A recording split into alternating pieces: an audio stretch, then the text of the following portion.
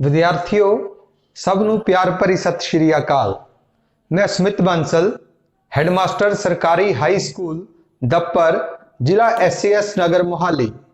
विद्यार्थियों अज आपां 8वीं जमात के 11वें पाठ बारे गलबात करांगे जिसका नाम है बल अते दाब, फोर्स एंड प्रैशर।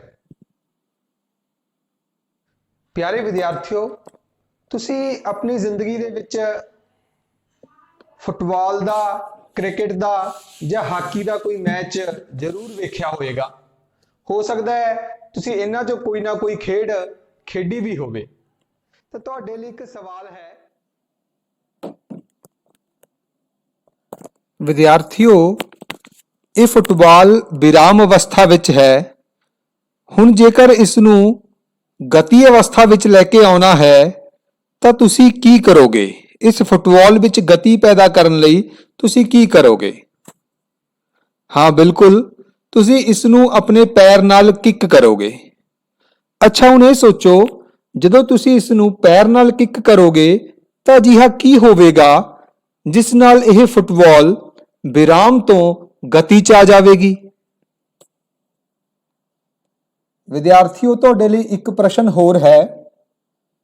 ਕੀ ਤੁਸੀਂ ਕਦੇ ਕਿਸੇ ਗਤੀਸ਼ੀਲ ਗੇਂਦ ਨੂੰ ਰੋਕਿਆ ਹੈ? ਤੁਸੀਂ ਯਕੀਨਨ ਹੀ ਖੇਡਦੇ ਹੋਏ ਇਹ ਕਿਰਿਆ ਕਦੇ ਨਾ ਕਦੇ ਜ਼ਰੂਰ ਕੀਤੀ ਹੋਏਗੀ। ਤਾਂ ਕਿਸੇ ਤੇਜ਼ ਗਤੀਸ਼ੀਲ ਗੇਂਦ ਨੂੰ ਰੋਕਣ ਲਈ ਆਪਾਂ ਆਪਣੇ ਹੱਥਾਂ ਦੀ ਵਰਤੋਂ ਕਰਦੇ ਹਾਂ। ਹੁਣ ਵਿਦਿਆਰਥੀਓ, ਇੱਥੇ ਸੋਚਣ ਵਾਲੀ ਗੱਲ ਹੈ ਵੀ ਆਪਾਂ ਹੱਥਾਂ ਨਾਲ ਅਜਿਹਾ ਕੀ ਕਰਦੇ ਹਾਂ ਕਿ ਗਤੀਸ਼ੀਲ ਗੇਂਦ ਇੱਕਦਮ रुक जाती है। ते नाल ही विद्यार्थियों, इस प्रश्न बारे भी थोड़ा सोचो। तुसी भरिया होया समान नाल लदया होया ट्रक वेख्या होएगा। वो ड्राइवर है जो वो भारी भरकम ट्रक नूं मोड़न लई की करदा है? सोचो जी हाँ, ओह उसदा स्टीयरिंग घुमाउंदा है। हुण ਇਹ ਸੋਚੋ ਵੀ ਉਹ ਸਟੀਅਰਿੰਗ ਘੁਮਾਉਣ ਲਈ ਕੀ ਕਰਦਾ ਹੈ? ਵਿਦਿਆਰਥੀਓ, ਇਹਨਾਂ ਸਾਰੇ ਹੀ ਸਵਾਲਾਂ ਦਾ ਇੱਕ ਹੀ ਜਵਾਬ ਹੈ, ਬਲ। ਇਹ ਸਾਰੀਆਂ ਕਿਰਿਆਵਾਂ ਕਰਨ ਲਈ ਸਾਨੂੰ ਬਲ ਦੀ ਲੋੜ ਪੈਂਦੀ ਹੈ। ਤਾਂ ਅੱਜ ਆਪਾਂ ਬਲ ਬਾਰੇ ਵਿਸਥਾਰ ਵਿੱਚ ਗੱਲਬਾਤ ਕਰਾਂਗੇ। ਤੁਸੀਂ ਆਪਣੀ ਜ਼ਿੰਦਗੀ ਵਿੱਚ हर रोज किन्नियां ही क्रियावां करन लई बल दी वरतों करदे हो। किसी चीज नूं चुकना है, किसी चीज नूं किते रखना है, किसी चीज नूं इधर या उधर लेके जाना है, तो आप हर रोज ही बल दी वरतों कर रहे हैं। पर विद्यार्थियों, तुसीं एक गल सोच के वेखो कि जदों तुसीं किसी वस्तु ते बल लगाउने हो तो तुसीं वो बल किवें लगाने हो? तुसीं किस तरीके नाल, किहड़े-किहड़े तरीकिਆਂ नाल वो बल है जिहड़ा लगा सकदे हो? तो हुण जदों तुसी किते बल लगाने हो, तुसी एक तां इह कर सकदे हो भी उस वस्तु नूं परे वल धक्का दे सकदे हां। जदों आपां किसी वस्तु ते बल लगाउने हां तां उस नूं आपां परे वल धक्का दे सकदे हां। तो विद्यार्थियों देखो, तुहाडे सामने जो एक चित्र है, इसनूं ध्यान नाल देखो।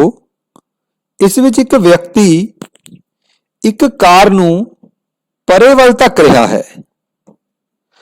तां इसनूं आपां धकेल बल कह सकते हां जां फिर इसनूं अपकर्षण बल भी कहा जाता है। जदों कोई व्यक्ति किसी चीज नूं परे वल धकदा है तां उस बल नूं अपकर्षण बल कहा जाता है। जिवें सपोज करो आपां कोई गेंद परां सुੱਟਦੇ हां तां उत्थे भी आपां अपकर्षण बल लगा रहे हाँ। अच्छा हुण ये सोचो, एक तो आपां बल लगान लगे किसी चीज नूं परे धक सकते हैं, तो इस तो बिना होर किस तरीके नाल आपां बल लगा सकते हैं? सोच के देखो। चलो, तुहाडे सामने एक चित्र है, इसनूं देखो ध्यान नाल। इस दे विच एक विद्यार्थी समान नाल भरी हुई ट्रॉली नूं रस्से दी मदद नाल खिंच रहा है। ਤਾਂ ਹੁਣ ਇੱਥੇ ਉਹ ਜੋ ਬਲ ਲਗਾ ਰਿਹਾ ਹੈ ਉਹ ਬਲ ਨਾਲ ਟਰਾਲੀ ਨੂੰ ਆਪਣੇ ਵੱਲ ਖਿੱਚ ਰਿਹਾ ਹੈ। ਇਸ ਤਰ੍ਹਾਂ ਦੇ ਬਲ ਨੂੰ ਆਪਾਂ ਖਿੱਚ ਬਲ ਕਹਿੰਦੇ ਹਾਂ ਜਾਂ ਅਭਿਕਰਸ਼ਣ ਬਲ ਵੀ ਕਿਹਾ ਜਾਂਦਾ ਹੈ। ਤਾਂ ਜਦੋਂ ਆਪਾਂ ਕਿਸੇ ਵਸਤੂ ਨੂੰ ਆਪਣੇ ਵੱਲ ਖਿੱਚਦੇ ਹਾਂ ਤਾਂ ਲਗਾਏ ਗਏ ਬਲ ਨੂੰ ਅਭਿਕਰਸ਼ਣ ਬਲ ਕਹਿੰਦੇ ਹਨ। ਤਾਂ ਵਿਦਿਆਰਥੀਓ, ਬਲ ਦੇ ਦੋ ਰੂਪ ਹਨ। ਦੋ ਹੀ ਤਰੀਕਿਆਂ ਨਾਲ ਬਲ ਲਗਾਇਆ ਜਾ ਸਕਦਾ ਹੈ। ਇੱਕ ਹੈ ਪਰਾਂ ਨੂੰ ਧੱਕਣਾ, ਅਪਕਰਸ਼ਣ ਬਲ, ਜਾਂ ਇਸ ਨੂੰ ਪੁਸ਼ ਵੀ ਕਹਿ ਦਿੰਦੇ ਨੇ, ਤੇ ਦੂਸਰਾ ਹੈ ਜਦੋਂ ਆਪਾਂ ਕਿਸੇ ਵਸਤੂ ਨੂੰ ਆਪਣੇ ਵੱਲ ਖਿੱਚਦੇ ਹਾਂ, ਖਿੱਚ ਬਲ ਜਾਂ ਅਭਿਕਰਸ਼ਣ ਬਲ, ਇਸ ਨੂੰ ਪੁੱਲ ਵੀ ਕਹਿ ਦਿੰਦੇ ਨੇ। ਤੁਸੀਂ ਕਦੇ ਕਿਸੇ ਨਾ ਕਿਸੇ ਰੈਸਟੋਰੈਂਟ 'ਚ ਗਏ ਹੋਵੋਗੇ ਜਾਂ ਕਿਸੇ ਮਾਲ 'ਚ ਗਏ ਹੋਵੋਗੇ, ਉੱਥੇ ਤੁਸੀਂ ਦੇਖਿਆ ਹੋਵੇਗਾ ਗੇਟ ਦੇ ਉੱਪਰ ਪੁਸ਼ ਜਾਂ ਪੁੱਲ ਲਿਖਿਆ ਹੁੰਦਾ ਹੈ। ਤਾਂ ਜੇਕਰ ਪੁਸ਼ ਲਿਖਿਆ ਹੈ ਤਾਂ ਆਪਾਂ ਉਸ ਨੂੰ ਪਰੇ ਵੱਲ ਧੱਕਾ ਦੇਣਾ ਹੈ, ਯਾਨੀ ਅਪਕਰਸ਼ਣ ਬਲ ਲਗਾਉਣਾ ਹੈ। ਜੇਕਰ ਉਸ ਦੇ ਉੱਪਰ ਪੁੱਲ ਲਿਖਿਆ ਹੈ ਤਾਂ ਆਪਾਂ ਉਸ ਨੂੰ ਆਪਣੇ ਵੱਲ ਖਿੱਚਣਾ ਹੈ, ਭਾਵ ਅਭਿਕਰਸ਼ਣ ਬਲ ਲਗਾਉਣਾ ਹੈ। ਤਾਂ ਜੋ ਬਲ ਦੇ ਦੋ ਰੂਪ ਨੇ ਉਹਨਾਂ ਬਾਰੇ ਆਪਾਂ ਸਮਝ ਗਏ। ਚਲੋ ਹੁਣ ਆਪਾਂ ਵੇਖਦੇ ਹਾਂ ਕਿ ਜੋ ਬਲ ਹੈ ਇਹ ਆਪਣੀ ਕਿਸ ਤਰ੍ਹਾਂ ਮਦਦ ਕਰਦਾ ਹੈ। ਬਲ ਦੀ ਮਦਦ ਨਾਲ ਅਸੀਂ ਕੀ ਕਰ ਸਕਦੇ ਹਾਂ? ਬਲ ਉਹ ਯਤਨ ਹੈ ਜਿਸ ਦੀ ਮਦਦ ਨਾਲ ਅਸੀਂ ਆਰਾਮ ਵਿੱਚ ਪਈ ਵਸਤੂ ਨੂੰ ਗਤੀ ਵਿੱਚ ਲਿਆ ਸਕਦੇ ਹਾਂ।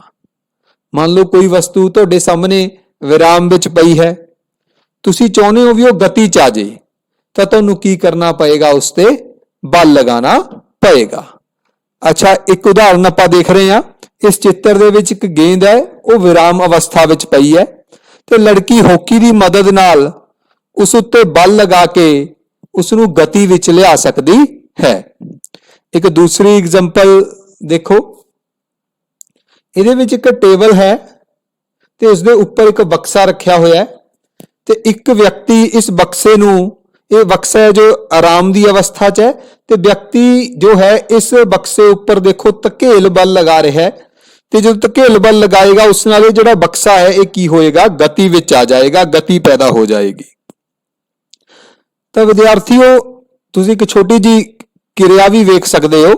ਤਾਂ ਵਿਦਿਆਰਥੀਓ, ਤੁਹਾਡੇ ਸਾਹਮਣੇ ਟੇਬਲ ਦੇ ਉੱਪਰ ਇੱਕ ਕਿਤਾਬ ਪਈ ਹੈ ਤੇ ਜੋ ਕਿਤਾਬ ਹੈ ਇਹ ਵਿਰਾਮ ਅਵਸਥਾ ਦੇ ਵਿੱਚ ਹੈ। ਹੁਣ ਦੇਖੋ, ਮੈਂ ਇਸ ਦੇ ਉੱਪਰ ਬਲ ਲਗਾ ਰਿਹਾ, ਧਕੇਲ ਬਲ, ਅਪਕਰਸ਼ਣ ਬਲ ਲਗਾ ਰਿਹਾ ਤੇ ਦੇਖੋ ਤੁਸੀਂ ਕੀ ਦੇਖਿਆ? ਬਲ ਨਾਲ ਕੀ ਹੋਇਆ? ਬਲ ਲਗਾਉਣ ਨਾਲ ਇਹ ਜਿਹੜੀ ਕਿਤਾਬ ਹੈ ਕਿਸ 'ਚ ਆ ਗਈ? ਗਤੀ 'ਚ ਆ ਗਈ।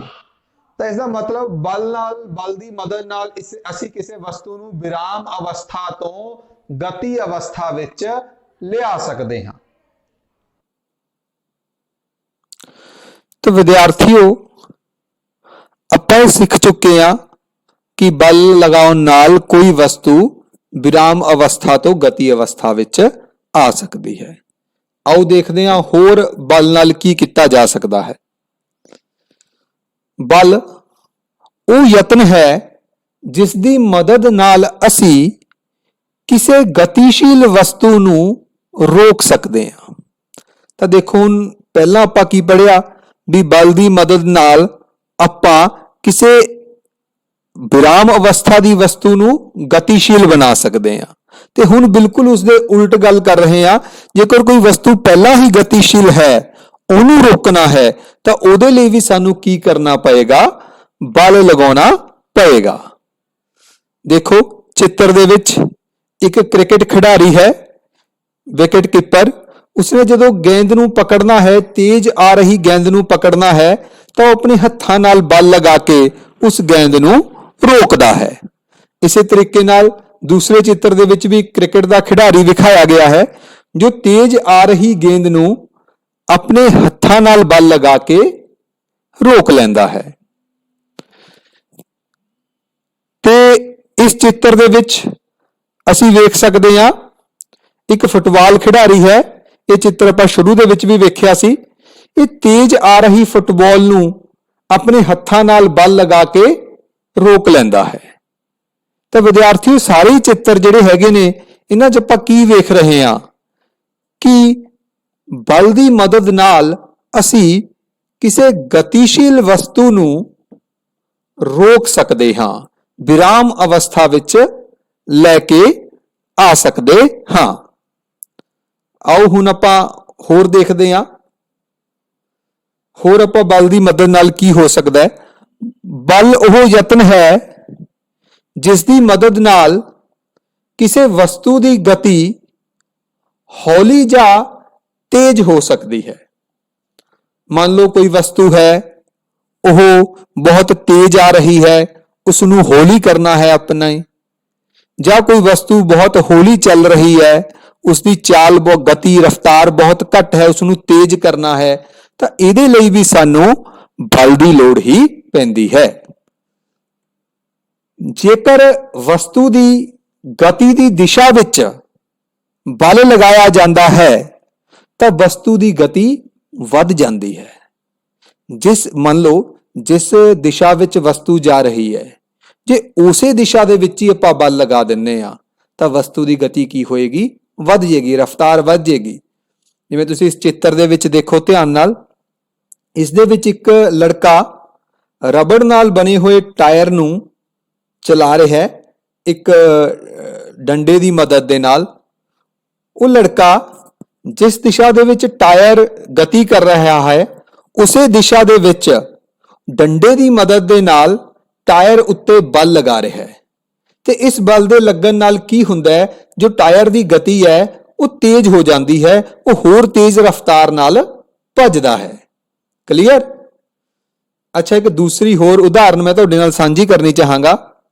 ਤੁਸੀਂ ਇਹ ਬਹੁਤ ਵਾਰ ਮਹਿਸੂਸ ਵੀ ਕੀਤਾ ਹੋਵੇਗਾ, ਜਦੋਂ ਕਈ ਵਾਰ ਆਪਾਂ ਸਾਈਕਲ ਚਲਾਉਂਦੇ ਆ ਤਾਂ ਪਿੱਛੇ ਤੋਂ ਕੋਈ ਆਪਣਾ ਦੋਸਤ, ਕੋਈ ਸਾਥੀ ਜਦੋਂ ਆਪਾਂ ਨੂੰ ਧੱਕਾ ਮਾਰਦਾ ਹੈ ਤਾਂ ਆਪਾਂ ਕੀ ਦੇਖਦੇ ਹਾਂ, ਆਪਣੇ ਸਾਈਕਲ ਦੀ ਰਫ਼ਤਾਰ ਹੈ ਜੋ ਉਹ ਤੇਜ਼ ਹੋ ਜਾਂਦੀ ਹੈ। ਤਾਂ ਜਿਸ ਦਿਸ਼ਾ 'ਚ ਆਪਾਂ ਜਾ ਰਹੇ ਸੀ ਉਸੇ ਦਿਸ਼ਾ ਦੇ ਵਿੱਚ ਜਦੋਂ ਉਸਨੇ ਧੱਕਾ ਲਗਾਇਆ ਤਾਂ ਜਿਹੜੀ ਰਫ਼ਤਾਰ ਹੈ, ਗਤੀ ਹੈ, ਉਹ ਵੱਧ ਜਾਂਦੀ ਹੈ। ਪਰ ਹੁਣ ਜੇਕਰ ਵਸਤੂ ਦੀ ਗਤੀ ਦੀ ਉਲਟ ਦਿਸ਼ਾ ਵਿੱਚ ਬਲ ਲਗਾਇਆ ਜਾਵੇ ਤਾਂ ਵਸਤੂ ਦੀ ਗਤੀ ਘਟ ਜਾਂਦੀ ਹੈ।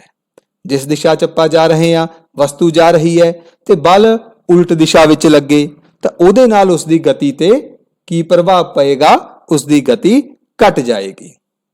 ਇੱਕ ਬੜੀ ਵਧੀਆ ਇਸ ਦੀ ਉਦਾਹਰਨ ਹੈ, ਤੁਸੀਂ ਯਕੀਨਨ ਕਦੇ ਨਾ ਕਦੇ ਮਹਿਸੂਸ ਕੀਤਾ ਹੋਵੇਗਾ। ਜਦੋਂ ਆਪਾਂ ਕਦੇ ਸਾਈਕਲ ਚਲਾਉਂਦੇ ਹਾਂ, ਬਹੁਤ ਤੇਜ਼ ਮੰਨ ਲਓ ਹਵਾ ਚੱਲ ਰਹੀ ਹੈ, ਹਨੇਰੀ ਚੱਲ ਰਹੀ ਹੈ, ਤੇ ਜਿਸ ਦਿਸ਼ਾ 'ਚ ਆਪਾਂ ਸਾਈਕਲ ਚਲਾ ਰਹੇ ਹਾਂ, ਹਨੇਰੀ ਸਪੋਜ਼ ਕਰੋ, ਹਵਾ ਉਸ ਦੀ ਉਲਟ ਦਿਸ਼ਾ ਵਿੱਚ ਚੱਲ ਰਹੀ ਹੈ, ਤਾਂ ਤੁਸੀਂ ਇਹ ਮਹਿਸੂਸ ਕੀਤਾ ਹੋਵੇਗਾ ਵੀ ਤੁਹਾਨੂੰ ਸਾਈਕਲ ਚਲਾਉਣਾ ਜਿਹੜਾ ਹੈ ਉਹ ਔਖਾ ਹੋ ਜਾਂਦਾ ਹੈ। ਤੁਹਾਡੇ ਸਾਈਕਲ ਦੀ ਜਿਹੜੀ ਰਫ਼ਤਾਰ ਹੈ ਉਹ ਘਟ ਜਾਂਦੀ ਹੈ। ਹੁਣ ਅਜਿਹਾ ਕਿਉਂ ਹੁੰਦਾ ਹੈ?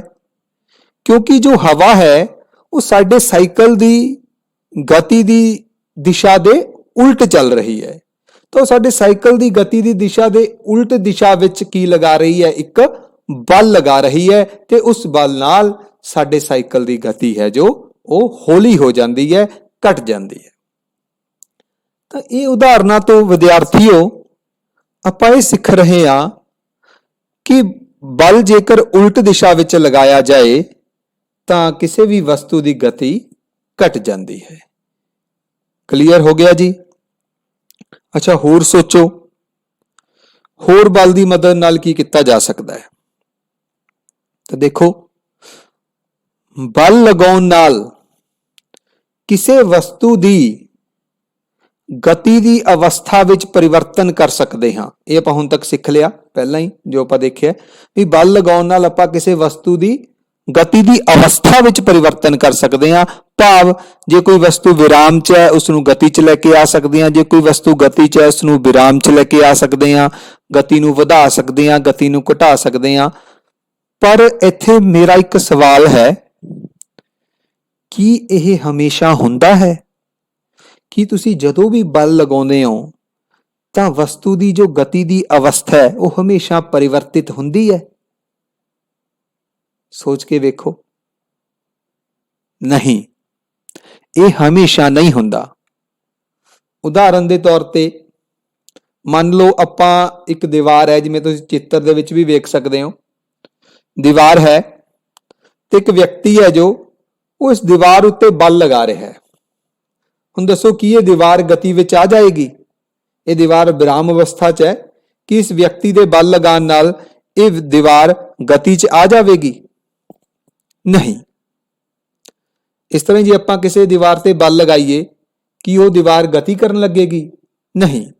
ਤਾਂ ਕਦੇ ਵੀ ਬਲ ਲਗਾਉਣ ਨਾਲ ਗਤੀ ਦੀ ਅਵਸਥਾ ਵਿੱਚ ਪਰਿਵਰਤਨ ਹਮੇਸ਼ਾ ਹੋਵੇ ਹੀ ਹੋਵੇ ਇਹ ਕੋਈ ਜ਼ਰੂਰੀ ਨਹੀਂ ਹੈ। ਪਰਿਵਰਤਨ ਹੋ ਵੀ ਸਕਦਾ ਹੈ, ਨਹੀਂ ਵੀ ਹੋ ਸਕਦਾ। ਠੀਕ ਹੈ, ਕਲੀਅਰ? ਤਾਂ ਆਪਾਂ ਹੋਰ ਦੇਖਦੇ ਹਾਂ ਬਲ ਦੀ ਮਦਦ ਨਾਲ ਆਪਾਂ ਹੋਰ ਕੀ ਕਰ ਸਕਦੇ ਹਾਂ। ਤਾਂ ਬਲ ਦੀ ਮਦਦ ਦੇ ਨਾਲ ਅਸੀਂ ਕਿਸੇ ਵਸਤੂ ਦੀ ਗਤੀ ਦੀ ਦਿਸ਼ਾ ਬਦਲ ਸਕਦੇ ਹਾਂ। ਜਿਵੇਂ ਆਪਾਂ ਸ਼ੁਰੂ 'ਚ ਵੀ ਇੱਕ ਉਦਾਹਰਨ ਦੀ ਗੱਲ ਕੀਤੀ ਸੀ, ਇੱਕ ਭਾਰੀ ਭਰਕਮ ਟਰੱਕ ਜਾ ਰਿਹਾ ਹੈ ਤਾਂ ਉਸ ਦੀ ਦਿਸ਼ਾ ਬਦਲਣ ਲਈ, ਉਸ ਨੂੰ ਮੋੜਨ ਲਈ ਟਰੱਕ ਡਰਾਈਵਰ ਉਸ ਦਾ ਸਟੀਅਰਿੰਗ ਘੁਮਾਉਂਦਾ ਹੈ ਤੇ ਸਟੀਅਰਿੰਗ ਘੁਮਾਉਣ ਲਈ ਉਹ ਕੀ ਕਰਦਾ, ਉਸ ਉੱਪਰ ਆਪਣੇ ਹੱਥਾਂ ਨਾਲ ਕੀ ਲਗਾਉਂਦਾ, ਬਲ ਲਗਾਉਂਦਾ। ਜੋ ਬਲ ਲਗਾਇਆ ਤਾਂ ਸਟੀਅਰਿੰਗ ਘੁੰਮੇਗਾ, ਜਿਸ ਨਾਲ ਟਰੱਕ ਦੀ ਦਿਸ਼ਾ ਕੀ ਹੋ ਜਾਏਗੀ, ਬਦਲ ਜਾਏਗੀ। ਇੱਕ ਹੋਰ ਤੁਸੀਂ ਦੂਸਰਾ ਚਿੱਤਰ ਦੇਖੋ। ਕ੍ਰਿਕਟ ਦੇ ਵਿੱਚ ਕੀ ਦੇਖਦੇ ਹਾਂ ਆਪਾਂ, ਜਦੋਂ ਇੱਕ ਬੌਲਰ ਗੇਂਦਬਾਜ਼ ਤੇਜ਼ ਗਤੀ ਨਾਲ ਇੱਕ ਗੇਂਦ ਨੂੰ ਬੈਟਸਮੈਨ ਦੇ ਵੱਲ ਸੁੱਟਦਾ ਹੈ ਤਾਂ ਬੈਟਸਮੈਨ ਆਪਣੇ ਬੈਟ ਨਾਲ ਉਸ ਉੱਪਰ ਬਲ ਲਗਾ ਕੇ ਉਸ ਦੀ ਦਿਸ਼ਾ ਬਦਲ ਦਿੰਦਾ ਹੈ। ਭਾਵ ਆਪਾਂ ਬਲ ਲਗਾ ਕੇ ਕਿਸੇ ਵਸਤੂ ਦੀ ਗਤੀ ਦੀ ਦਿਸ਼ਾ ਬਦਲ ਸਕਦੇ ਹਾਂ। ਵਿਦਿਆਰਥੀਓ, ਬਲ ਦੀ ਮਦਦ ਨਾਲ ਅਸੀਂ ਕਿਸੇ ਵਸਤੂ ਦੀ ਬਨਾਵਟ ਵਿੱਚ ਵੀ ਪਰਿਵਰਤਨ ਕਰ ਸਕਦੇ ਹਾਂ। ਕਿਸੇ ਵਸਤੂ ਦੀ ਬਣਤਰ ਵਿੱਚ ਜਿਹੜਾ ਹੈ ਪਰਿਵਰਤਨ ਕੀਤਾ ਜਾ ਸਕਦਾ ਹੈ। ਸੋਚ ਕੇ ਵੇਖੋ ਇਸ ਦੀ ਕੋਈ ਉਦਾਹਰਨ। ਅਸੀਂ ਬਲ ਲਗਾਈਏ ਤੇ ਕਿਸੇ ਵਸਤੂ ਦੀ ਬਣਤਰ 'ਚ ਪਰਿਵਰਤਨ ਆ ਜਾਏ। ਤੁਹਾਡੀ ਆਮ ਜ਼ਿੰਦਗੀ ਦੇ ਵਿੱਚ ਅਜਿਹੀਆਂ ਬਹੁਤ ਘਟਨਾਵਾਂ ਹੁੰਦੀਆਂ ਨੇ। ਦੇਖੋ, ਆਪਾਂ ਸੁਬਾਹ ਬਰਸ਼ ਕਰਦੇ ਹਾਂ। ਹਰ ਵਿਦਿਆਰਥੀ ਨੂੰ ਸੁਬਾਹ ਬਰਸ਼ ਜ਼ਰੂਰ ਕਰਨਾ ਚਾਹੀਦਾ ਹੈ, ਇੱਕ ਬਹੁਤ ਚੰਗੀ ਆਦਤ ਹੈ। ਤਾਂ ਜਦੋਂ ਆਪਾਂ ਬਰਸ਼ ਦੇ ਉੱਪਰ ਟੁੱਥਪੇਸਟ ਲਗਾਉਣਾ ਹੁੰਦਾ ਹੈ ਤਾਂ ਆਪਾਂ ਟੁੱਥਪੇਸਟ ਦੀ ਜੋ ਟਿਊਬ ਹੈ ਉਸ ਨੂੰ ਦਬਾਉਨੇ ਆ, ਉਸ ਉੱਪਰ ਬਲ ਲਗਾਉਨੇ ਆ ਤਾਂ ਉਸ ਨਾਲ ਕੀ ਹੁੰਦਾ ਹੈ, ਟੁੱਥਪੇਸਟ ਦੀ ਟਿਊਬ ਹੈ ਜਿਹੜੀ ਉਸ ਦੀ ਬਣਤਰ ਵਿੱਚ ਪਰਿਵਰਤਨ ਆ ਜਾਂਦਾ ਹੈ। ਕਲੀਅਰ? ਇੱਕ ਹੋਰ ਤੁਸੀਂ ਐਗਜ਼ਾਮਪਲ ਦੇਖੋ। ਆਪਣੇ ਘਰਾਂ ਵਿੱਚ ਮਾਤਾ ਜੀ ਜਦੋਂ ਖਾਣਾ ਬਣਾਉਂਦੇ ਨੇ ਤਾਂ ਉਹ ਜਦੋਂ ਆਟਾ ਗੁੰਨਦੇ ਨੇ, ਰੋਟੀ ਬਣਾਉਣ ਲਈ ਆਟਾ ਗੁੰਨਦੇ ਨੇ ਤਾਂ ਉਦੋਂ ਆਟੇ ਉੱਪਰ ਕੀ ਲਗਾਇਆ ਜਾਂਦਾ ਹੈ, ਬਲ ਲਗਾਇਆ ਜਾਂਦਾ ਹੈ, ਜਿਸ ਨਾਲ ਆਟੇ ਦੀ ਬਣਤਰ ਵਿੱਚ ਕੀ ਆਉਂਦਾ ਹੈ, ਬਦਲਾਵ ਆਉਂਦਾ ਹੈ। ਭਾਵ ਬਲ ਲਗਾ ਕੇ ਕਿਸੇ ਵਸਤੂ ਦੀ ਬਣਾਵਟ ਨੂੰ ਬਦਲਿਆ ਜਾ ਸਕਦਾ ਹੈ। ਤਾਂ ਹੁਣ ਤੱਕ ਆਪਾਂ ਬਲ ਬਾਰੇ ਬਹੁਤ ਕੁਝ ਸਿੱਖ ਚੁੱਕੇ ਹਾਂ। ਇੱਥੋਂ ਹੀ ਕੀ ਨਿਕਲ ਕੇ ਆ ਰਿਹਾ ਹੈ, ਬਲ ਉਹ ਯਤਨ ਹੈ ਜਿਸ ਦੀ ਮਦਦ ਨਾਲ ਆਰਾਮ ਵਿੱਚ ਪਈ ਵਸਤੂ ਨੂੰ ਗਤੀ ਵਿੱਚ ਲਿਆ ਸਕਦੇ ਹਾਂ ਤੇ ਕਿਸੇ ਗਤੀਸ਼ੀਲ ਵਸਤੂ ਨੂੰ ਰੋਕ ਸਕਦੇ ਹਾਂ, ਵਿਰਾਮ 'ਚ ਲਿਆ ਸਕਦੇ ਹਾਂ। ਕਿਸੇ ਵਸਤੂ ਦੀ ਗਤੀ ਨੂੰ ਹੌਲੀ ਜਾਂ ਤੇਜ਼ ਕਰ ਸਕਦੇ ਹਾਂ। ਕਿਸੇ ਵਸਤੂ ਦੀ ਗਤੀ ਦੀ ਦਿਸ਼ਾ ਬਦਲ ਸਕਦੇ ਹਾਂ। ਕਿਸੇ ਵਸਤੂ ਦੀ ਬਣਾਵਟ ਵਿੱਚ ਪਰਿਵਰਤਨ ਕਰ ਸਕਦੇ ਹਾਂ। ਇੱਥੇ ਵਿਦਿਆਰਥੀਓ, ਮੈਂ ਤੁਹਾਨੂੰ ਇਹ ਵੀ ਦੱਸਣਾ ਚਾਹਾਂਗਾ ਕਿ ਤੁਸੀਂ ਜਦੋਂ ਵੀ ਬਲ ਲਗਾਉਂਦੇ ਹੋ, ਇਹ ਕੋਈ ਜ਼ਰੂਰੀ ਨਹੀਂ ਹੈਗਾ ਵੀ ਹਮੇਸ਼ਾ ਵਸਤੂ ਦੇ ਵਿੱਚ, ਵਸਤੂ ਦੀ ਗਤੀ ਦੀ ਅਵਸਥਾ ਦੇ ਵਿੱਚ ਪਰਿਵਰਤਨ ਆਏਗਾ ਹੀ ਆਏਗਾ। ਇਹ ਆ ਵੀ ਸਕਦਾ ਹੈ, ਨਹੀਂ ਵੀ ਆ ਸਕਦਾ। ਜਦੋਂ ਆਪਾਂ ਬਲ ਲਗਾਉਂਦੇ ਹਾਂ, ਬਲ ਇੱਕ ਯਤਨ ਹੈ, ਇੱਕ ਕੋਸ਼ਿਸ਼ ਹੈ ਜਿਸ ਵਿੱਚ ਆਪਾਂ ਉਸ ਦੀ ਅਵਸਥਾ ਨੂੰ ਜਾਂ ਬਣਤਰ ਨੂੰ ਬਦਲਣ ਦੀ ਕੋਸ਼ਿਸ਼ ਕਰਦੇ ਹਾਂ। ਉਹ ਜਿਹੜਾ ਬਦਲਾਵ ਹੈ, ਪਰਿਵਰਤਨ ਹੈ, ਆ ਵੀ ਸਕਦਾ ਹੈ ਤੇ ਨਹੀਂ ਵੀ ਆ ਸਕਦਾ। ਤਾਂ ਇਹ ਕੋਈ ਜ਼ਰੂਰੀ ਨਹੀਂ ਹੁੰਦਾ। ਤਾਂ ਹੁਣ ਬਲ ਬਾਰੇ ਆਪਾਂ ਪਰਿਭਾਸ਼ਾ ਜੋ ਹੈ ਸਮਝ ਚੁੱਕੇ ਹਾਂ। ਅੱਗੇ ਵਿਦਿਆਰਥੀਓ, ਬਲ ਹੈ ਜੋ ਇਹ ਪਰਸਪਰ ਕਿਰਿਆ ਕਾਰਨ ਲੱਗਦੇ ਹਨ। ਤੁਸੀਂ ਦੇਖੋ, ਚਿੱਤਰ ਦੇ ਵਿੱਚ ਇੱਕ ਕਾਰ ਹੈ ਤੇ ਇੱਕ ਵਿਅਕਤੀ ਜੇਕਰ ਇਸ ਕਾਰ ਦੇ ਪਿੱਛੇ ਖੜਾ ਹੋਵੇ, ਇਸ ਦੇ ਉੱਪਰ ਬਲ ਨਾ ਲਗਾਵੇ, ਇਸ ਨੂੰ ਹੱਥਾਂ ਨਾਲ ਧੱਕਾ ਨਾ ਦੇਵੇ, ਤਾਂ ਕੀ ਇਹ ਖਰਾਬ ਕਾਰ ਚੱਲੇਗੀ? ਨਹੀਂ। ਤੇ ਇਸ ਨੂੰ ਮੂਵ ਕਰਨ ਲਈ, ਚਲਾਉਣ ਲਈ ਉਹਨੂੰ ਕੀ ਕਰਨਾ ਪਏਗਾ? ਉਸ ਨੂੰ ਆਪਣੇ ਹੱਥਾਂ ਨਾਲ ਕਾਰ ਦੇ ਉੱਪਰ ਧੱਕਾ ਲਗਾਉਣਾ ਪਏਗਾ, ਬਲ ਲਗਾਉਣਾ ਪਏਗਾ। ਤਾਂ ਇਹ ਵਿਅਕਤੀ ਕਾਰ ਦੇ ਉੱਪਰ ਬਲ ਲਗਾ ਰਿਹਾ ਹੈ, ਬਦਲੇ 'ਚ ਜੋ ਕਾਰ ਹੈ ਉਹ ਵਿਅਕਤੀ ਉੱਪਰ ਬਲ ਲਗਾ ਰਹੀ ਹੈ। ਬਲ ਹਮੇਸ਼ਾ ਪਰਸਪਰ ਕਿਰਿਆ ਕਾਰਨ ਲੱਗਦੇ ਹਨ। ਅਗਲੀ ਹੋਰ ਕੁਝ ਉਦਾਹਰਨਾਂ ਨਾਲ ਆਪਾਂ ਇਸ ਨੂੰ ਹੋਰ ਬਿਹਤਰ ਤਰੀਕੇ ਨਾਲ ਸਮਝਣ ਦੀ ਕੋਸ਼ਿਸ਼ ਕਰਦੇ ਹਾਂ। ਇਸ ਚਿੱਤਰ ਵਿੱਚ ਦੇਖੋ, ਇੱਕ ਨੌਜਵਾਨ ਬਲਦ ਨੂੰ ਆਪਣੇ ਵੱਲ ਖਿੱਚ ਰਿਹਾ ਹੈ ਤੇ ਬਦਲੇ 'ਚ ਜੋ ਬਲਦ ਹੈ ਉਹ ਨੌਜਵਾਨ ਨੂੰ ਆਪਣੇ ਵੱਲ ਖਿੱਚ ਰਿਹਾ ਹੈ, ਤਾਂ ਦੋਵੇਂ ਇੱਕ ਦੂਸਰੇ ਉੱਪਰ ਬਲ ਲਗਾ ਰਹੇ ਹਨ। ਅਗਲੇ ਚਿੱਤਰ ਦੇ ਵਿੱਚ ਦੋ ਲੜਕੀਆਂ ਹਨ। ਪਹਿਲੀ ਲੜਕੀ ਦੂਸਰੀ ਨੂੰ ਧੱਕ ਰਹੀ ਹੈ ਪਰੇ ਵੱਲ, ਤੇ ਜੋ ਦੂਸਰੀ ਲੜਕੀ ਹੈ ਉਹ ਪਹਿਲੀ ਲੜਕੀ ਉੱਪਰ ਧਕੇਲ ਵੱਲ ਲਗਾ ਰਹੀ ਹੈ, ਤੇ ਦੋਵੇਂ ਹੀ ਲੜਕੀਆਂ ਇੱਕ ਦੂਜੇ ਉੱਪਰ ਬਲ ਲਗਾ ਰਹੀਆਂ ਹਨ। ਤੇ ਤੀਸਰੇ ਚਿੱਤਰ ਵਿੱਚ ਅਸੀਂ ਵੇਖ ਸਕਦੇ ਹਾਂ, ਦੋ ਲੜਕੀਆਂ ਕਿੱਕਲੀ ਪਾ ਰਹੀਆਂ ਨੇ, ਤੇ ਕਿੱਕਲੀ ਦੇ ਵਿੱਚ ਜੋ ਪਹਿਲੀ ਲੜਕੀ ਹੈ ਦੂਸਰੀ ਨੂੰ ਆਪਣੇ ਵੱਲ ਖਿੱਚ ਰਹੀ ਹੈ, ਤੇ ਜੋ ਦੂਸਰੀ ਲੜਕੀ ਹੈ ਪਹਿਲੀ ਨੂੰ ਆਪਣੇ ਵੱਲ ਖਿੱਚ ਰਹੀ ਹੈ। ਤੇ ਸਾਰੀਆਂ ਉਦਾਹਰਨਾਂ 'ਚ ਆਪਾਂ ਇੱਕ ਚੀਜ਼ ਦੇਖ ਰਹੇ ਹਾਂ ਵੀ ਬਲ ਹੈ ਜੋ ਉਹ ਪਰਸਪਰ ਕਿਰਿਆ ਕਾਰਨ ਲੱਗਦੇ ਹਨ। ਇੱਕ ਵਸਤੂ ਦੂਸਰੇ ਤੇ ਬਲ ਲਗਾ ਰਹੀ ਹੈ ਤੇ ਬਦਲੇ 'ਚ ਦੂਸਰੀ ਵਸਤੂ ਜਿਹੜੀ ਹੈ ਉਹ ਪਹਿਲੇ ਤੇ ਬਲ ਲਗਾ ਰਹੀ ਹੈ। ਵਿਦਿਆਰਥੀਓ, ਤੁਹਾਡੇ ਨਾਲ ਮੈਂ ਇੱਥੇ ਇੱਕ ਹੋਰ ਵੀ ਉਦਾਹਰਨ ਹੈ ਜਿਹੜੀ ਉਹ ਸਾਂਝੀ ਕਰਾਂਗਾ। ਚਿੱਤਰ ਵਿੱਚ ਵੇਖੋ, ਇੱਕ ਮੇਜ਼ ਹੈ ਤੇ ਉਸ ਦੇ ਉੱਪਰ ਇੱਕ ਪੁਸਤਕ ਪਈ ਹੈ। ਹੁਣ ਜੋ ਇਸ ਪੁਸਤਕ ਦਾ ਭਾਰ ਹੈ, weight ਹੈ, ਨੀਚੇ ਵੱਲ ਹੈ, ਉਹ ਇੱਕ ਤਰ੍ਹਾਂ ਦਾ ਬਲ ਹੈ, ਉਹ ਨੀਚੇ ਵੱਲ ਹੈ। ਤਾਂ ਜਿਹੜੀ ਪੁਸਤਕ ਹੈ ਉਹ ਮੇਜ਼ ਉੱਪਰ ਬਲ ਲਗਾ ਰਹੀ ਹੈ ਨੀਚੇ ਦੀ ਤਰਫ, ਠੀਕ ਹੈ ਜੀ। ਤੇ ਬਦਲੇ 'ਚ ਜਿਹੜਾ ਮੇਜ਼ ਹੈ ਇਹ ਪੁਸਤਕ ਉੱਪਰ, ਕਿਤਾਬ ਦੇ ਉੱਪਰ ਬਲ ਲਗਾ ਰਿਹਾ ਹੈ ਉੱਪਰ ਦੀ ਤਰਫ। ਕਲੀਅਰ ਹੋਇਆ ਜੀ? ਦੋਵੇਂ ਇੱਕ ਦੂਜੇ ਉੱਪਰ ਬਲ ਲਗਾ ਰਹੇ ਨੇ। ਜੋ ਕਿਤਾਬ ਹੈ ਮੇਜ਼ ਤੇ ਬਲ ਲਗਾ ਰਹੀ ਹੈ ਨੀਚੇ ਵੱਲ, ਤੇ ਜੋ ਮੇਜ਼ ਹੈ ਇਹ ਕਿਤਾਬ ਤੇ ਬਲ ਲਗਾ ਰਿਹਾ ਹੈ ਉੱਪਰ ਵੱਲ, ਤਾਂ ਇਹ ਦੋਵੇਂ ਇੱਕ ਦੂਜੇ ਉੱਪਰ ਬਲ ਲਗਾ ਰਹੇ ਹਨ। ਤਾਂ ਜੋ ਬਲ ਨੇ ਪਰਸਪਰ ਕਿਰਿਆ ਕਾਰਨ ਲੱਗਦੇ ਹਨ। ਕਲੀਅਰ? ਤਾਂ ਬਲ ਬਾਰੇ ਕੁਝ ਆਪਾਂ ਹੋਰ ਮਹੱਤਵਪੂਰਨ ਗੱਲਾਂ ਕਰਾਂਗੇ, ਜਿਵੇਂ ਕਿ ਬਲ ਦੀ ਕੋਈ ਨਾ ਕੋਈ ਮਾਤਰਾ ਹੁੰਦੀ ਹੈ ਤੇ ਉਸ ਨੂੰ ਮਾਪਣ ਲਈ ਆਪਾਂ ਜਿਹੜੀ ਇਕਾਈ ਵਰਤਦੇ ਹਾਂ ਉਹ ਹੈ ਨਿਊਟਨ। ਇਸਾਕ ਨਿਊਟਨ ਦੇ ਨਾਮ ਤੇ ਇੱਕ ਵਿਗਿਆਨਿਕ ਸੀ, ਉਹਨਾਂ ਦੇ ਨਾਮ ਤੇ ਇਕਾਈ ਰੱਖੀ ਗਈ ਹੈ। ਤਾਂ ਬਲ ਦੀ ਜਿਹੜੀ ਮਾਤਰਾ ਹੈ ਉਸ ਨੂੰ ਨਿਊਟਨ 'ਚ ਮਾਪਿਆ ਜਾਂਦਾ। ਜਿਵੇਂ 5 ਨਿਊਟਨ ਦਾ ਬਲ ਹੈ, 10 ਨਿਊਟਨ ਦਾ ਬਲ ਹੈ, ਤਾਂ 10 ਨਿਊਟਨ ਦਾ ਬਲ ਵਧੇਰੇ ਹੋਵੇਗਾ 5 ਨਿਊਟਨ ਨਾਲੋਂ, ਤਾਂ ਇਸ ਦੀ ਕੋਈ ਨਾ ਕੋਈ ਮਾਤਰਾ ਹੈ। ਦੂਸਰੀ ਗੱਲ, ਬਲ ਦੀ ਇੱਕ ਖਾਸ ਦਿਸ਼ਾ ਵੀ ਹੁੰਦੀ ਹੈ। ਤੁਸੀਂ ਜਦੋਂ ਵੀ ਕੋਈ ਬਲ ਲਗਾਉਂਦੇ ਹੋ ਤਾਂ ਇੱਕ ਖਾਸ ਦਿਸ਼ਾ 'ਚ ਲਗਾਉਂਦੇ ਹੋ, ਤੇ ਉਸੇ ਦਿਸ਼ਾ ਦੇ ਵਿੱਚ ਹੀ ਉਸ ਬਲ ਦਾ ਪ੍ਰਭਾਵ ਪੈਦਾ ਹੁੰਦਾ ਹੈ। ਹੁਣ ਇਹ ਬੜੀ ਇੰਪੋਰਟੈਂਟ ਗੱਲ ਹੈ, ਇੱਕ ਹੀ ਦਿਸ਼ਾ ਵਿੱਚ ਲਗਾਏ ਗਏ ਬਲ ਜੁੜ ਜਾਂਦੇ ਨੇ। ਜੇ ਤੁਸੀਂ ਕੋਈ ਬਲ 2 ਜਣੇ 3 ਜਣੇ ਮਿਲ ਕੇ ਇੱਕ ਹੀ ਦਿਸ਼ਾ ਦੇ ਵਿੱਚ ਕੋਈ ਬਲ ਲਗਾਓਗੇ ਤਾਂ ਉਹ ਬਲ ਆਪਸ ਦੇ ਵਿੱਚ ਜੁੜ ਜਾਂਦੇ ਨੇ। ਇੱਕ ਉਦਾਹਰਨ ਦੀ ਮਦਦ ਨਾਲ ਆਪਾਂ ਇਸ ਨੂੰ ਸਮਝਦੇ ਹਾਂ। ਤਾਂ ਇਸ ਚਿੱਤਰ ਦੇ ਵਿੱਚ ਇੱਕ ਬਕਸਾ ਹੈ ਜਿਸ ਨੂੰ ਇੱਕ ਵਿਅਕਤੀ ਪਰੇ ਧੱਕਣ ਦੀ ਕੋਸ਼ਿਸ਼ ਕਰ ਰਿਹਾ ਹੈ, ਧਕੇਲ ਬਲ ਲਗਾ ਰਿਹਾ ਹੈ, ਪਰ ਉਸ ਲਈ ਇਸ ਬਕਸੇ ਨੂੰ ਸਰਕਾਣਾ ਔਖਾ ਹੋਏਗਾ।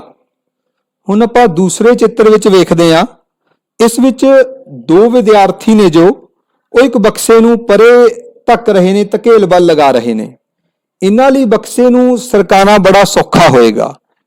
ਕਿਉਂ? ਕਿਉਂਕਿ ਜੋ 2 ਵਿਦਿਆਰਥੀ ਨੇ, 2 ਲੜਕੇ ਨੇ, ਉਹ ਇੱਕ ਦਿਸ਼ਾ 'ਚ ਹੀ ਬਲ ਲਗਾ ਰਹੇ ਨੇ, ਜਿਸ ਕਰਕੇ ਉਹਨਾਂ ਦੋਵਾਂ ਦਾ ਬਲ ਹੈ ਜੋ ਜੁੜ ਜਾਵੇਗਾ ਤੇ ਕੁੱਲ ਬਲ ਹੈ ਜੋ ਬਹੁਤ ਵੱਧ ਜਾਵੇਗਾ, ਜਿਸ ਕਾਰਨ ਜਿਹੜਾ ਬਕਸਾ ਹੈ ਉਹ ਆਸਾਨੀ ਨਾਲ ਸਰਕ ਸਕੇਗਾ। ਤਾਂ ਭਾਵ ਜੇਕਰ ਬਲ ਇੱਕ ਦਿਸ਼ਾ ਵਿੱਚ ਲਗਾਏ ਜਾਣ ਤਾਂ ਉਹ ਆਪਸ ਵਿੱਚ ਜੁੜ ਜਾਂਦੇ ਨੇ। ਪਰ ਜੇਕਰ ਕਿਸੇ ਵਸਤੂ ਉੱਪਰ 2 ਬਲ ਉਲਟ ਦਿਸ਼ਾ ਵਿੱਚ ਲੱਗਦੇ ਹੋਣ, ਉਲਟ ਦਿਸ਼ਾ ਵਿੱਚ, ਤਾਂ ਵਸਤੂ ਉੱਤੇ ਲੱਗ ਰਿਹਾ ਕੁੱਲ ਬਲ ਦੋਵਾਂ ਬਲਾਂ ਦੇ ਅੰਤਰ ਦੇ ਬਰਾਬਰ ਹੁੰਦਾ ਹੈ। ਮੰਨ ਲਓ ਇੱਕ ਵਸਤੂ ਪਈ ਹੈ, ਉਸ ਉੱਪਰ ਆਪਾਂ ਇੱਕ ਅਗਲੇ ਚਿੱਤਰ ਦੇ ਵਿੱਚ ਦੇਖੋ, ਜਿਵੇਂ ਇਹਦੇ ਵਿੱਚ ਇੱਕ ਬਲੌਕ ਹੈ, ਇੱਕ ਬਕਸਾ ਹੈ, ਇਸ ਦੇ ਉੱਪਰ 2 ਵਿਦਿਆਰਥੀ ਬਲ ਲਾ ਰਹੇ ਨੇ। ਹੁਣ ਜਿਹੜਾ ਪਹਿਲਾ ਵਿਦਿਆਰਥੀ ਹੈ, A ਵਿਦਿਆਰਥੀ ਹੈ, ਇਹ ਸੱਜੇ ਪਾਸੇ ਵੱਲ ਬਲ ਲਗਾ ਰਿਹਾ ਹੈ, ਜੋ B ਵਿਦਿਆਰਥੀ ਹੈ ਖੱਬੇ ਪਾਸੇ ਵੱਲ ਬਲ ਲਗਾ ਰਿਹਾ ਹੈ। ਦੋਵੇਂ ਉਲਟ ਦਿਸ਼ਾ ਦੇ ਵਿੱਚ ਬਲ ਲਗਾ ਰਹੇ ਨੇ। ਕਲੀਅਰ? ਤਾਂ ਇਹਨਾਂ ਦੇ ਜੋ ਬਲ ਨੇ, ਜੇਕਰ ਹੁਣ ਇਹਨਾਂ ਦੋਵਾਂ ਨੇ ਇੱਕੋ ਜਿਹਾ ਬਲ ਲਗਾਇਆ, ਉਲਟ ਦਿਸ਼ਾ ਵਿੱਚ ਲਗਾਇਆ ਪਰ ਬਰਾਬਰ ਬਲ ਲਗਾਇਆ, ਤਾਂ ਆਪਾਂ ਕੀ ਦੇਖਾਂਗੇ? ਆਪਾਂ ਉਹਨਾਂ ਦਾ ਅੰਤਰ ਵੇਖਾਂਗੇ। ਉਹਨਾਂ ਦਾ ਅੰਤਰ ਕੀ ਆ ਜਾਏਗਾ? 0 ਆ ਜਾਏਗਾ। ਇਹਨਾਂ ਦੋਵਾਂ ਦੇ ਬਲ ਆਪਸ 'ਚ ਕੈਂਸਲ ਹੋ ਜਾਣਗੇ। ਤਾਂ ਬਕਸੇ ਉੱਪਰ ਜਿਹੜਾ ਕੁੱਲ ਬਲ ਹੈ ਉਹ ਕਿੰਨਾ ਹੋ ਜਾਏਗਾ, 0 ਹੋ ਜਾਏਗਾ। ਤਾਂ ਇਸ ਕੇਸ ਦੇ ਵਿੱਚ ਜਿਹੜਾ ਬਕਸਾ ਹੈ ਉਹ ਕਿਸੇ ਵੀ ਦਿਸ਼ਾ 'ਚ ਗਤੀ ਨਹੀਂ ਕਰੇਗਾ। ਇੱਕ ਹੋਰ ਉਦਾਹਰਨ ਆਪਾਂ ਵੇਖਦੇ ਹਾਂ। ਰੱਸਾ ਕੱਸੀ ਦੀ ਖੇਡ ਜੋ ਹੈ ਇਸ ਵਿੱਚ ਵਿਖਾਈ ਗਈ ਹੈ। ਹੁਣ ਇਸ ਦੇ ਵਿੱਚ ਕੀ ਹੁੰਦਾ ਹੈ, ਇੱਕ ਰੱਸੀ ਲਈ ਜਾਂਦੀ ਹੈ ਤੇ ਦੋ ਟੋਲੀਆਂ ਨੇ। ਜੋ ਇੱਕ ਟੋਲੀ ਹੈ ਉਹ ਰੱਸੇ ਨੂੰ ਆਪਣੇ ਵੱਲ ਖਿੱਚ ਰਹੀ ਹੈ ਤੇ ਜਿਹੜੀ ਦੂਸਰੀ ਟੋਲੀ ਹੈ ਉਹ ਰੱਸੇ ਨੂੰ ਆਪਣੇ ਵੱਲ ਖਿੱਚ ਰਹੀ ਹੈ। ਤਾਂ ਦੋਵੇਂ ਟੋਲੀਆਂ ਰੱਸੇ ਨੂੰ ਆਪਣੇ ਆਪਣੇ ਵੱਲ ਖਿੱਚ ਰਹੀਆਂ ਨੇ, ਭਾਵ ਰੱਸੇ ਉੱਪਰ ਉਲਟ ਦਿਸ਼ਾ ਵਿੱਚ ਬਲ ਲੱਗ ਰਿਹਾ ਹੈ। ਕਲੀਅਰ। ਹੁਣ ਜੇਕਰ ਦੋਵੇਂ ਟੋਲੀਆਂ ਦੁਆਰਾ ਲਗਾਇਆ ਗਿਆ ਬਲ ਇਹ ਬਰਾਬਰ ਹੋਏਗਾ ਤਾਂ ਰੱਸੇ ਉੱਪਰ ਕੁੱਲ ਬਲ ਜਿਹੜਾ ਲੱਗ ਰਿਹਾ ਹੈ ਕਿੰਨਾ ਹੋ ਜਾਏਗਾ, 0। ਤਾਂ ਹੁਣ ਸੋਚੋ ਕਿ ਰੱਸਾ ਕਿਸੇ ਦਿਸ਼ਾ ਵਿੱਚ ਗਤੀ ਕਰੇਗਾ? ਨਹੀਂ, ਕਿਉਂਕਿ ਰੱਸੇ ਉੱਪਰ ਕੁੱਲ ਬਲ ਕੀ ਹੋ ਗਿਆ, 0। ਪਰ ਜੇ ਕੋਈ ਟੋਲੀ ਜ਼ਿਆਦਾ ਬਲ ਲਗਾਏਗੀ ਤਾਂ ਫਿਰ ਕੀ ਹੋਏਗਾ, ਫਿਰ ਇਹ ਰੱਸਾ ਉਸ ਟੋਲੀ ਵੱਲ ਗਤੀ ਕਰੇਗਾ। ਕਲੀਅਰ। ਤਾਂ ਵਿਦਿਆਰਥੀਓ ਹੁਣ ਆਪਾਂ ਦੁਹਰਾਈ ਕਰਦੇ ਹਾਂ। ਆਪਾਂ ਹੁਣ ਤੱਕ ਜੋ ਕਨਸੈਪਟ ਸਮਝਿਆ ਹੈ ਤੁਹਾਡੇ ਖਿਆਲ ਦੇ ਵਿੱਚ, ਮਨ ਦੇ ਵਿੱਚ ਬੈਠ ਗਿਆ ਹੋਵੇਗਾ। ਤਾਂ ਤੁਸੀਂ ਕੁਝ ਸਵਾਲ ਨੇ ਜਿਹੜੇ ਉਹ ਉਹਨਾਂ ਦਾ ਜਵਾਬ ਦੇਣ ਦੀ ਕੋਸ਼ਿਸ਼ ਕਰਨੀ ਹੈ ਸੋਚ ਸਮਝ ਕੇ। ਚਿੱਤਰ ਵਿੱਚ ਦੇਖੋ ਇੱਕ ਵਿਅਕਤੀ ਹੈ ਜੋ ਇੱਕ ਕਾਰ ਉੱਤੇ ਬਲ ਲਗਾ ਰਿਹਾ ਹੈ। ਤੁਸੀਂ ਦੱਸਣਾ ਚਿੱਤਰ ਵਿੱਚ ਵਿਅਕਤੀ ਦੁਆਰਾ ਲਗਾਇਆ ਗਿਆ ਬਲ ਕਿਹੜੀ ਕਿਸਮ ਦਾ ਹੈ। ਆਪਾਂ ਕਰ ਵੀ ਚੁੱਕੇ ਹਾਂ, ਧਿਆਨ ਨਾਲ ਦੱਸੋ। ਜੀ ਹਾਂ, ਬਿਲਕੁਲ ਠੀਕ। ਇਸ ਵਿਅਕਤੀ ਦੁਆਰਾ ਧਕੇਲ ਬਲ ਲਗਾਇਆ ਜਾ ਰਿਹਾ ਹੈ। ਇਸ ਨੂੰ ਆਪਾਂ ਹੋਰ ਕੀ ਕਹਿ ਸਕਦੇ ਹਾਂ, ਅਪਕਰਸ਼ਣ ਬਲ। ਜਦੋਂ ਆਪਾਂ ਕਿਸੇ ਚੀਜ਼ ਨੂੰ ਪਰੇ ਧੱਕਦੇ ਹਾਂ ਉਸ ਨੂੰ ਅਪਕਰਸ਼ਣ ਬਲ ਜਾਂ ਪੁਸ਼, ਤੇ ਜਦੋਂ ਆਪਾਂ ਕਿਸੇ ਚੀਜ਼ ਨੂੰ ਆਪਣੇ ਵੱਲ ਖਿੱਚਦੇ ਹਾਂ ਉਸ ਨੂੰ ਅਭਿਕਰਸ਼ਣ ਬਲ ਜਾਂ ਪੁੱਲ। ਕਲੀਅਰ। ਤਾਂ ਵਿਦਿਆਰਥੀਓ ਤੁਹਾਡੇ ਲਈ ਦੂਸਰਾ ਪ੍ਰਸ਼ਨ ਹੈ, ਜਦੋਂ ਅਸੀਂ ਨਿੰਬੂ ਨੂੰ ਨਿਚੋੜਦੇ ਹਾਂ ਤਾਂ ਉਸ ਵਿੱਚ ਕੀ ਪਰਿਵਰਤਨ ਹੁੰਦਾ ਹੈ। ਹੁਣ ਤੁਸੀਂ ਇਹ ਦੇਖਣਾ ਵੀ ਇਸ ਵਿੱਚ ਪਰਿਵਰਤਨ ਕੀ ਹੋਏਗਾ। ਨਿੰਬੂ ਨੂੰ ਅਸੀਂ ਨਿਚੋੜ ਰਹੇ ਹਾਂ, ਇਸ 'ਚ ਕਿਸ ਤਰ੍ਹਾਂ ਦਾ ਪਰਿਵਰਤਨ ਆਏਗਾ। Yes, very good. ਇਸ ਨਾਲ ਜੋ ਨਿੰਬੂ ਹੈ ਉਸ ਦੀ ਬਣਤਰ ਵਿੱਚ ਪਰਿਵਰਤਨ ਆਏਗਾ। ਤੁਸੀਂ ਵੇਖ ਸਕਦੇ ਹੋ ਇਸ ਦੀ ਗਤੀ 'ਚ ਵਿਰਾਮ ਤੋਂ ਇਹ ਗਤੀ ਅਵਸਥਾ ਜਾਂ ਗਤੀ ਤੋਂ ਵਿਰਾਮ ਅਵਸਥਾ ਐਵੇਂ ਦਾ ਕੁਝ ਨਹੀਂ ਹੋਏਗਾ। ਇਸ ਨਾਲ ਜੋ ਨਿੰਬੂ ਹੈ ਉਸ ਦੀ ਬਣਤਰ ਵਿੱਚ ਤਬਦੀਲੀ ਆਏਗੀ। ਅਗਲਾ ਸਵਾਲ ਹੁਣ ਆਪਾਂ ਦੇਖਦੇ ਹਾਂ। ਤਾਂ ਵਿਦਿਆਰਥੀਓ ਬੜੇ ਹੀ ਧਿਆਨ ਨਾਲ ਇਸ ਸਵਾਲ ਨੂੰ ਦੇਖਣਾ ਹੈ। ਚਿੱਤਰ ਵਿੱਚ ਤੁਹਾਨੂੰ ਇੱਕ ਬਕਸਾ ਵਿਖਾਇਆ ਗਿਆ। ਦੋ ਵਿਦਿਆਰਥੀ ਇਸ ਬਕਸੇ ਉੱਪਰ ਬਲ ਲਗਾ ਰਹੇ ਨੇ। ਜਿਹੜਾ ਪਹਿਲਾ ਵਿਦਿਆਰਥੀ ਹੈ ਉਹ 5 ਨਿਊਟਨ ਦਾ ਬਲ ਲਗਾ ਰਿਹਾ ਹੈ, ਸੱਜੇ ਪਾਸੇ ਬਲ ਧੱਕ ਰਿਹਾ ਇਸ ਬਕਸੇ ਨੂੰ। ਜਿਹੜਾ ਦੂਸਰਾ ਵਿਦਿਆਰਥੀ ਹੈ ਇਹ ਵੀ 5 ਨਿਊਟਨ ਦਾ ਬਲ ਲਗਾ ਰਿਹਾ ਹੈ, ਖੱਬੇ ਪਾਸੇ ਵੱਲ ਧੱਕ ਰਿਹਾ ਬਕਸੇ ਨੂੰ, ਭਾਵ ਦੋਵੇਂ ਜਣੇ ਉਲਟ ਦਿਸ਼ਾ ਵਿੱਚ ਬਲ ਲਗਾ ਰਹੇ ਨੇ। ਤਾਂ ਤੁਸੀਂ ਦੱਸਣਾ ਹੈ ਇਸ ਬਕਸੇ ਉੱਪਰ ਕੁੱਲ ਕਿੰਨਾ ਬਲ ਲੱਗ ਰਿਹਾ ਹੈ, ਇਹ ਤੁਸੀਂ ਦੱਸਣਾ ਹੈ। ਤੇ ਵੀ ਸੋਚੋ ਕਿ ਇਹ ਬਕਸਾ ਕਿਸ ਦਿਸ਼ਾ ਵਿੱਚ ਗਤੀ ਕਰੇਗਾ। It's a very important question.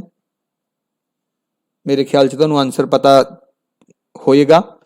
ਤਾਂ ਵਿਦਿਆਰਥੀਓ ਕਿਉਂਕਿ ਦੇਖੋ ਦੋਵੇਂ ਹੀ ਬਲ ਉਲਟ ਦਿਸ਼ਾ 'ਚ ਲੱਗ ਰਹੇ ਨੇ ਤੇ ਆਪਸ ਵਿੱਚ ਬਰਾਬਰ ਨੇ, ਤਾਂ ਆਪਾਂ ਕੀ ਕਰਾਂਗੇ, ਉਹਨਾਂ ਦਾ ਅੰਤਰ ਲਵਾਂਗੇ। ਤਾਂ 5 - 5 ਕਿੰਨਾ ਆ ਗਿਆ ਆਪਣੇ ਕੋਲ, 0। ਤਾਂ ਇਸ ਬਕਸੇ ਉੱਪਰ ਜੋ ਬਲ ਹੈ ਕੁੱਲ ਬਲ ਕਿੰਨਾ ਲੱਗ ਰਿਹਾ ਹੈ, 0 ਲੱਗ ਰਿਹਾ ਹੈ। ਕਲੀਅਰ। ਹੁਣ ਜਦੋਂ ਇਸ ਉੱਪਰ ਬਲ ਹੀ ਨਹੀਂ ਲੱਗ ਰਿਹਾ, 0 ਲੱਗ ਰਿਹਾ ਬਲ, ਕੋਈ ਬਲ ਹੈ ਹੀ ਨਹੀਂ, ਤਾਂ ਹੁਣ ਇਹ ਸੋਚੋ ਕਿਸ ਦਿਸ਼ਾ 'ਚ ਗਤੀ ਕਰੇਗਾ।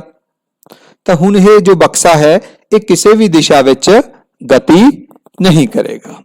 ਕਲੀਅਰ ਹੋਇਆ ਜੀ, ਵੈਰੀ ਗੁੱਡ। ਤਾਂ ਮੇਰੇ ਖਿਆਲ ਦੇ ਵਿੱਚ ਤੁਹਾਨੂੰ ਇਹ ਚੈਪਟਰ ਬੜੇ ਅੱਛੇ ਢੰਗ ਨਾਲ ਸਮਝ ਆ ਗਿਆ ਹੋਵੇਗਾ। ਤੇ ਇਸ ਦਾ ਜੋ ਬਾਕੀ ਪੋਰਸ਼ਨ ਰਹਿ ਗਿਆ ਹੈ ਵਿਦਿਆਰਥੀਓ ਉਹ ਆਪਾਂ ਅਗਲੇ ਲੈਕਚਰ ਦੇ ਵਿੱਚ ਡਿਸਕਸ ਕਰਾਂਗੇ। ਤੁਸੀਂ ਧਿਆਨ ਨਾਲ ਇਸ ਨੂੰ ਪੜ੍ਹ ਲੈਣਾ ਹੈ। Stay home, stay safe. Thank you.